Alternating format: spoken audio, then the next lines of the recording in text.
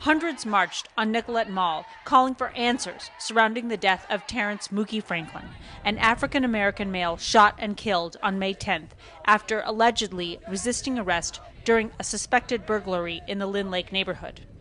Tonight is about us trying to let everybody know that we won't stop until we get justice for Terrance. We want to prosecute the police. We want to get a independent investigation going on where they can release the autopsy, get to the bottom of the line of the actual story of what happened with Terrance Franklin.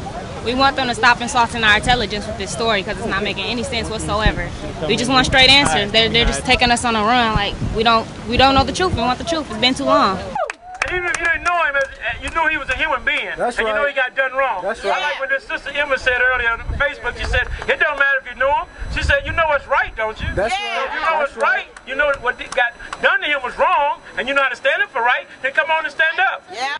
Activists claim they know that Terrance was shot by police 5 times in the back of the head and twice in the back. Know what happened. We know that the police and Terrance somehow tangled, and we know that Terrance is dead and the police are alive. So we're not here to say we don't know what happened. All we know is that Terrance isn't alive anymore. And like Mike Patton said, you know, they put the blame on the victim. You know, we know that Terrance is no longer with us.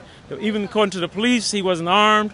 So we want to know why he died. We weren't there, so we couldn't tell you what happened. We do know he was shot in the back of his head 5 times and shot in the back twice. We know that from the reliable sources who actually had the job of examining the body. So we're concerned that the police are saying that he somehow wrestled with them and took the gun and shot them.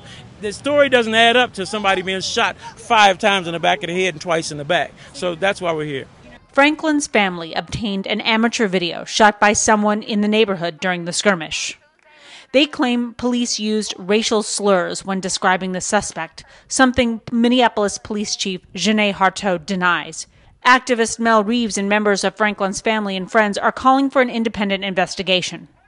They claim police haven't given them all the answers surrounding Terrance's death.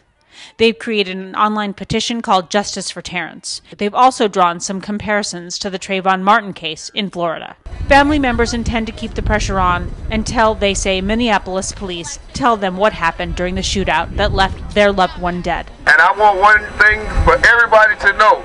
They're going to see our face. If not you guys' face, they're going to see my face until we get justice. Because we want to know what happened to Terrance.